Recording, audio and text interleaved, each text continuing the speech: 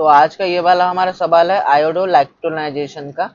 तो ये वाली हमारी कंपाउंड दी गई है, उसके साथ आयोडीन और के और सोडियम बाइकार्बोनेट रिएजेंट दिया गया है। ठीक है, तो इसको हम कैसे सॉल्व करेंगे।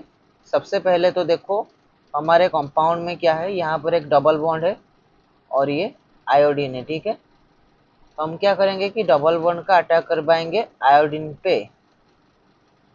क्या होगा कि अटैक कहाँ से होगा, एबव द प्लेन से, क्योंकि बिलो द प्लेन में तो ये COOH ग्रुप मौजूद है, तो यहाँ पर हिंड्रांस होगा बिलो द प्लेन में।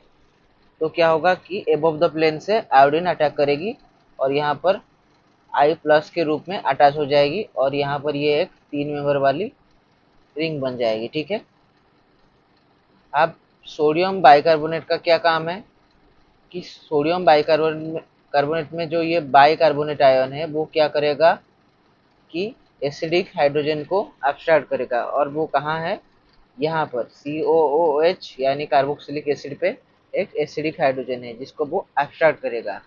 तो क्या होगा COO माइनस। अब हम क्या करेंगे, इसको खोल के लिख देंगे, इस तरीके के फॉर्म में हमने इसको लिख दिया।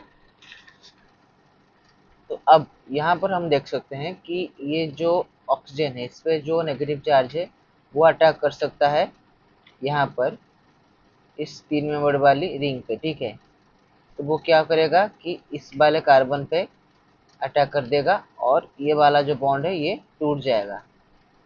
तो क्या होगा कि यहाँ पर एक 5 मेंबर वाली रिंग बन जाएगी और ये आयोडीन आ जाएगा एबव द प्लेन में। तो ये हो जाएगा हमारा फाइनल आंसर।